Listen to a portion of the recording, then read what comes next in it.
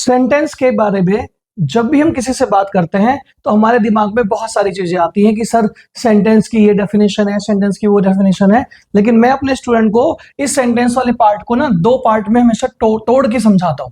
ठीक है, तोड़ के कैसे समझाता हूं? देखिए, सेंटेंस को जब बच्चा यूज करते हैं हम लोग तो क्या ध्यान रखते हैं कि ये दो पार्ट से मिलकर बना है, ये दो पार्ट से मिलकर बना है। और वो पहला पार्ट क्या है? पहला पार्ट तो होता है हमारा सेंस।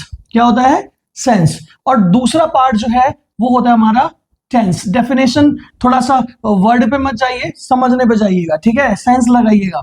ठीक है, तो आपको यहां से अगर कोई पूछता है कि सेंटेंस क्या होता है या सेंटेंस कैसे हम समझ सकते हैं, कैसे हम कहेंगे कि ये एक पूरा सेंटेंस है, तो आपको ध्यान क्या रखना है कि ऐसा कोई भी टेंस जिसका अपना हो एक सेंस। राइट, ऐसा कोई भी टेंस जिसका हो अपना एक सेंस, वो हमेशा कहलाएंगे सेंटेंस। राइट, अब बात आती है, सर सेंटेंस तो हमने बना दिया, ऐसा सेंस और टेंस। अब ये प्रॉब्लम तो यहां है कि हमें तो आज तक टेंस ही समझ में नहीं आते। जब टेंस समझ में आते नहीं है तो हम सेंस कैसे लगाएंगे उसका? तो चलिए इस चीज को समझते हैं। आज तक टेंस समझ में क्यों नहीं आते हैं? क्योंकि टेंस की अलग अलग तरीके से हमें ना डेफिनेशंस दी जाती हैं। टेंस के बारे में हमें क्या बोला जाता है कि एक काल है। टेंस के बारे में हमें क्या बोला जाता है कि ये एक समय है ना, ये समय है। लेकिन एक बात बताइए, अगर काल और समय में हम ये घूमते रहेंगे ना तो ये हमेशा टेंस कभी समझ में नहीं आने वाला है।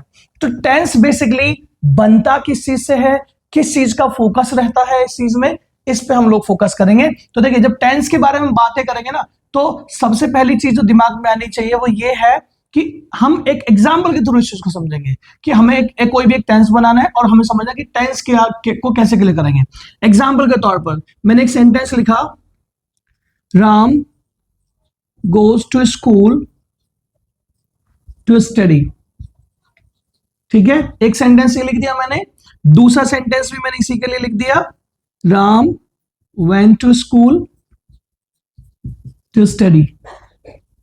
ये लिखा मैंने। ठीक है, नेक्स्ट सेंटेंस मैंने लिखा, Ram has gone to school to study. ये सेंटेंस मैंने तीसरा लिखा। चौथा एक और सेंटेंस लिख लेते हैं, Ram will go to school to study. एक और सेंटेंस में लिख लेता हूं समझने के लिए, Ram was going to school to study. सबसे बड़ी बात क्या है पता है?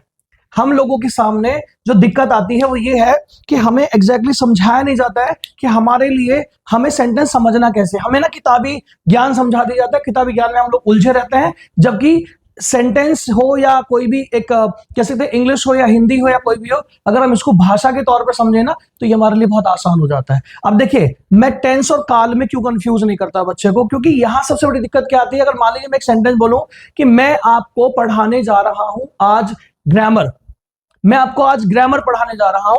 इस सेंटेंस को अगर मैं लिखता हूं, समझने के लिए सेंटेंस को लिखूं, बाद में चलिए समझाता हूं, इनके थ्रू ही समझ लेते हैं अभी मैं।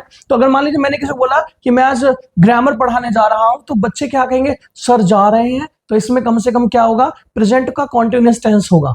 ठीक है, क्योंकि समय जो है वो ये है कि वो काम को अभी कर रहे हैं, काम कर रहा जा रहा है। क्योंकि हमें क्या बताया गया कि जिस सेंटेंस में रहा है, रहे हैं, रही होंगे, वहां पर हमारा इज एम आर आता है, सेंटेंस खत्म। क्या ऐसा पॉसिबल है? लेकिन मेरा बोलने का सेंस तो कुछ और ही कह रहा था कि मैं आपको पढ़ाने जा रहा हूं, ये सेंटेंस है, लेकिन मैं पढ़ाने जा रहा हूं क्या, इंग्लिश के बारे में या ग्रामर के बारे में पढ़ाने जा रहा हूं। लेकिन मैंने पढ़ाना शुरू थोड़ी किया, मैं अभी पढ़ा थोड़ी रहा हूं, मैं अभी कोई वो काम कर थोड़ी रहा हूं। आज शाम को मैं अपने दोस्त की पार्टी में जा रहा हूं। ठीक है, अब शाम को जा रहा हूं, रहे हैं, रही है, फिर से आ रहा है, लेकिन क्या ये प्रेजेंट का कॉन्टिन्यूअस टेंस होगा?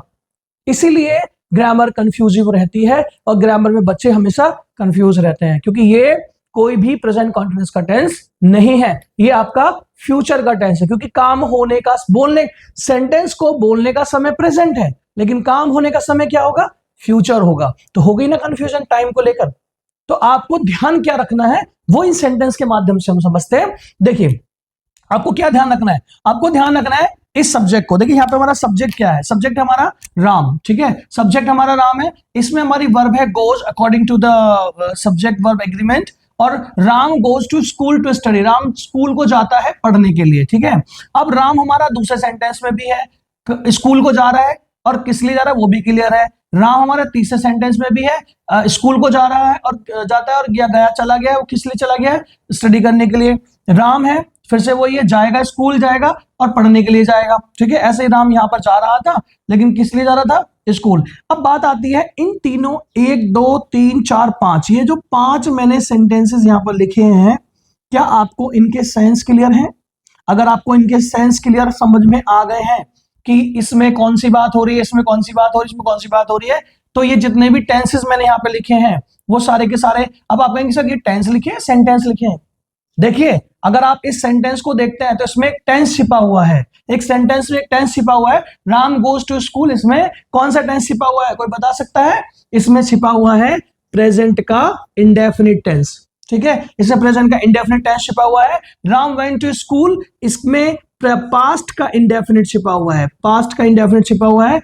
Ram has gone to school, इसमें प्रेजेंट का परफेक्ट छिपा हुआ है, ठीक है। और अगर हम बात करते हैं Ram will go to study, इसमें आपका फ्यूचर का इंडेफिनिट छिपा हुआ है। Ram was going to school, इसमें आपका पास्ट का कॉन्टिन्यूअस छिपा हुआ है। तो जितने भी मैंने सेंटेंसेस लिखे हैं वो कोई ना कोई क्या है, एक टेंस है। तो बेसिकली हमारा सब्जेक्ट नहीं बदला, हमारा ऑब्जेक्ट नहीं बदला, हमारा प्लेस नहीं बदला, तो बदल क्या रहा है, बदल रही है आपकी ये वर्ब। देखिए यहां पर आता है गोज टू स्कूल, यहां पर एक वर्ब है गोज, ठीक है, यहां पर एक वर्ब है वेंट, यहां पर एक कॉम्बिनेशन आया है हेल्पिंग वर्ब और वर्ब का, हैज गॉन, यहां पर भी एक कॉम्बिनेशन है हेल्पिंग वर्ब और वर्ब का, और यहां पर भी कॉम्बिनेशन है हेल्पिंग वर्ब और वर्ब का। तो माय डियर स्टूडेंट्स, मैं आपको अपने इस टॉपिक के थ्रू ये समझाना चाहता हूं कि अगर आपसे कोई पूछता है कि टेंस एग्जैक्टली होते क्या है, टेंस की एग्जैक्ट डेफिनेशन क्या है, तो आज के बाद उनको ये मत बोलिएगा कि टेंस इज इक्वल टू कॉल, tense is equal to time, tense is equal to कॉल और टाइम तो ये सिर्फ किताबों के लिए है। रियलिस्टिक वर्ल्ड में चलोगे तो भैया कंफ्यूज नहीं होगे, इस चीज को ध्यान रखो। और यहां पर हम टेंस क्या बोलेंगे, टेंस जो है वो सिंपली क्या है, जैसे ही मैं प्रेजेंट इंडेफिनिट से पास्ट इंडेफिनिट में कूदा तो मेरे सारे के सारे स्टेटमेंट वही रहे, लेकिन बदला क्या, गोज से वेंट हो गया, तो बदली क्या, वर्ब। और जैसे ही मैं इस सेंटेंस से इस टेंस में आया, इस सेंटेंस में आया, या इस टेंस में मैंने जंप करा, एक टेंस से दूसरे टेंस में मैंने जंप करा, तो भैया मेरा हैज गॉन हो गया गोज का, फिर यहाँ से यहाँ पर विल गो हो गया गोज का, यहाँ पर वाज गोइंग टू हो गया गोज का। तो सीधी सी बात है, जब भी आप एक टेंस से दूसरे टेंस में जंप मारते हैं तो सब्जेक्ट ऑब्जेक्ट बदलने की टेंशन इतनी नहीं होती है। हमारी सबसे बड़ी इंपॉर्टेंट चीज क्या होती है, वर्ब होती है। तो भैया सीधी सी बात है, यहां पर आपको क्या क्या ध्यान रखना है कि जब कभी टेंस की बात आए तो टेंस में फोकस होने वाले सबसे पहले वर्ब को फोकस करिए, और आप उसकी डेफिनेशन आज से नहीं बनाइए, change in the form of verbs, ठीक है, ये है आज की डेफिनेशन। और अगर आप इस डेफिनेशन को कोई भी गलत करता है तो मैं उसके सामने ये बात सिद्ध करने के लिए तैयार खड़ा हूं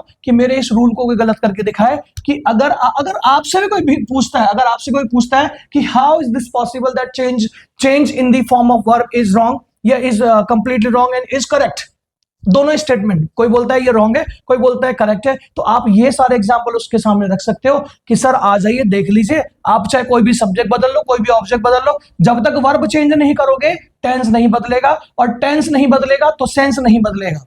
अगर मुझे किसी से कहना है कि मैं अब जा रहा हूं तो ये मेरा अब की बात है, मैं कल जाऊंगा तो ये मेरे कल की बात है, तो ये सब बोलने के लिए मुझे सब्जेक्ट नहीं बदलना पड़ा, मुझे ऑब्जेक्ट नहीं बदलना पड़ा, मुझे बदलनी पड़ी तो वर्ब। तो my dear student, last but not the least, whenever you are going to learn something about the tenses, learn everything about the verbs.